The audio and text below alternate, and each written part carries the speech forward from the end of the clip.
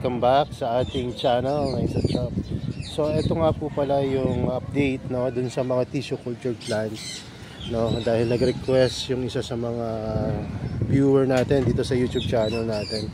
So isa-isay natin lahat ng mga in-unplas natin, diniplas natin ng mga carnivorous plant na nasa loob ng bote. Simula sa na natin sa Cephalotus, dahil ayun yung pinaka-challenging sa lahat.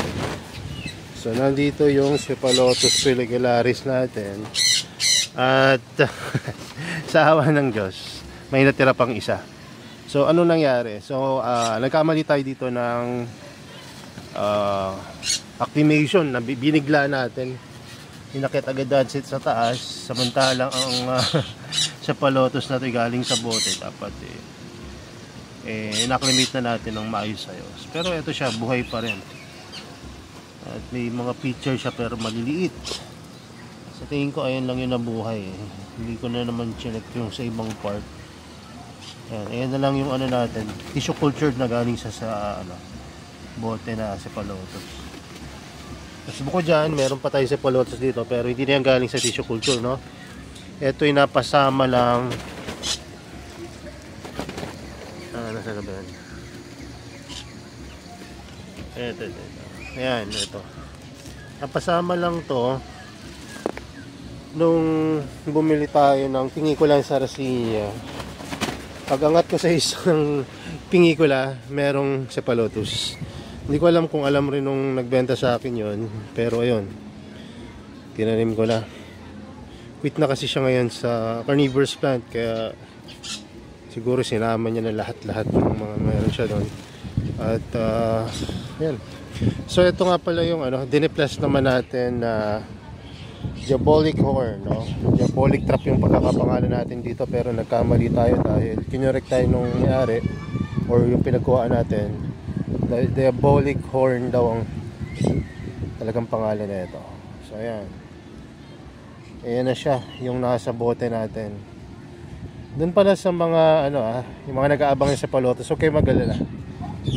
Siguro second quarter this year baka makapag-release tayo. So makapag-release, isa lang na lang natira doon Okay. Basta magre-release tayo. Kasi yun, yung isa pinarami natin, yung isa ay nilabas natin dito. So ito yung diabolic horn at ito naman yung X-Spider. Ayan. So kung mapapansin nyo, ang dami, diba? Pero maniwala kayo sa hindi, ang dami nang nabawas dito. At yung kanyang traps, napakaganda. May mga traps siya na ito, tignan nyo yan. Kapal. At parang dentate yung itsura. Meron din naman na parang phalanx na sobrang haba. Ayan.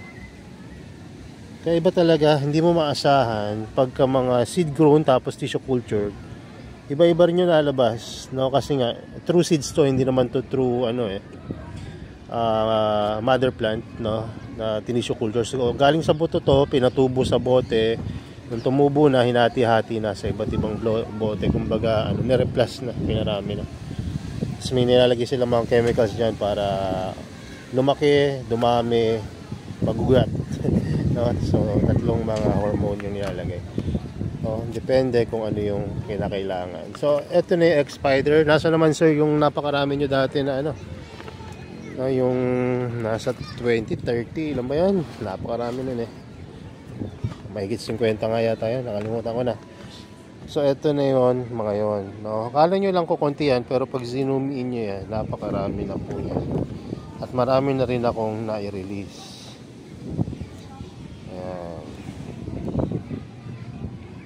So may mga nadali rin, pero karamihan sa kanila successful naman. Hindi lang lumalaki yan kasi nga sobrang didikit. Grabe. Siguro ang gagawin ko kapag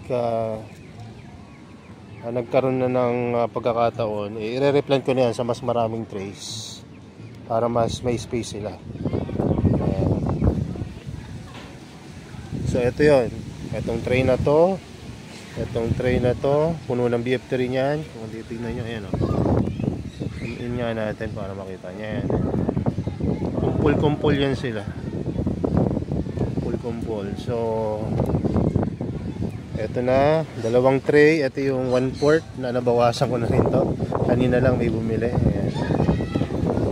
So, dito pa, yung isa pa nandito. Marami rin. Natabunan na ng live sphagnum yung iba eh. Kaya kailangan ko na talagang i-replant yung mga iba dito. So, ewan ko kung nung pagkakamali ito yung ginawa ko na dinamihan ko ng live. Kasi gusto ko talaga silang mabuhay. Pero at least marami talaga nabuhay. Tingin ko marami rin namatay. Pero kung sulit yung pagkakabili ko, malalaman pa natin. Kasi years to eh. Yung pakinabang mo dito, years. So, I think mababawi naman. Pero kung may babalik ko yung panahon na bibili ako, siguro bumili siguro ako for 1 tray lang. Kasi itong masyadong marami na to. Pwede rin naman actually. Tulad ngayon, may mga bumibili ng per kilo.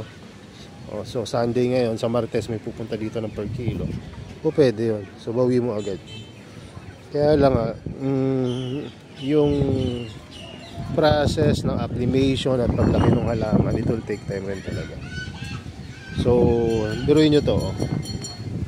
Mga ilang piraso to. 4 lang to eh, pero tingnan nyo. Diba? After some time, ganito na karami tignan. So, nasa pag-aalaga rin yan. Kasi pag sobrang dami, may tendency mapabayaan mo. So, ito kasi alagang-alaga ko eh. Pagka alam mo na kailangan i-repat, nire-repat ko agad. Pero kung sobrang dami tulad nun, eh medyo mahirap yung i-manage. Unless wala talagang pahinga. Kasi kami nag-rest day rin kami, tsaka may mga kanya-kanya rin kami mapinagkakabalahan. So, kung ako sa inyo, kung nagpaplano kayo mag-alaga, at least isang bottle, okay na. Pero kung gusto nyo magbenta rin, 4 na bote pataas. Goods na yan. So, ayan yung mga update sa ating mga tissue cultured plant. Ano pa ba yung pwede kong update sa inyo? Ayan, kanina pala nag-spray ako ng vaccine. Ayan, tapos paplanan ako mag-propagate, kaya lang alam nyo, hanggang ngayon hindi pa naulan dito sa amin, kaya medyo alangan akong mag-propagate ng maramihan. Pero at least nakapag-vaccine ako, medyo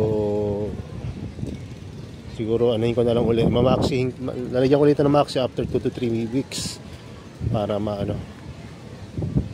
medyo mas maganda sila kapag pinropagate, mataba-taba yung rhizome. Ayan. So kailangan pagka kayo fertilizer kayo, wag nyo masyadong diligan ng gusto. Ayan, kasi magpupunggus yan sila. So ayan. Ngayon lang siguro, naka 8 minutes na rin tong video na to. At ayun lang naman yung Venus flytrap or carnivorous plant natin na galing sa tissue culture. At karamihan dito natural propagation na. So usapang tissue culture pa rin, marami ng mga university, schools ng mga nagti-tissue culture ngayon. Siguro nagising-gising na sila na mahalaga talaga yung tissue culture in terms sa pagpaparami ng mga halaman, crops, pananim na pwede nilang magamit sa kanilang mga study sa pag-aaral. Yung isa na pupunta dito sa Tuesday na bibili ng per kilo, so gagamitin nila yon sa sa pag-aaral, sa pagtutukoy sa sakit na cancer, sa treatment sa sakit na cancer. Kasi may enzyme sa Venus flytrap na anti-cancer. Sana maging successful sila. Sigurado dadami mag-aalaga ng Venus flytrap. Magmumura ang presyo ng Venus flytrap. Siguro kapag ganun ang grabe na kilo Siyempre marami nang mag-interested na mag-tissue culture dyan. Pero kung talagang makakatulong yon sa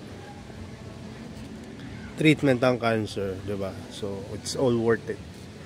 Ang lola ko nagkaroon ng cancer, stage 3 na yata yun. Pero naagapan. Ayan, pero ayun, napakahirap na magkaroon ng cancer. No? So, kaya sana maging successful yung kanilang study about Venus flytrap as cure sa cancer. Ayan. So, yun lang muna siguro. At siguro may magbibideo pa tayo ng ilang mga updates dito. Para naman dun sa ibang mga halaman natin dito na under propagation and soon for release. And so, yun lang muna. Salamat sa nag-request ng video na to. Kasi kung di dahil sa kanya, hindi ako gagawa ng video tungkol sa update sa mga tissue culture plant. Ayan. So, yun lang. God bless and bye-bye.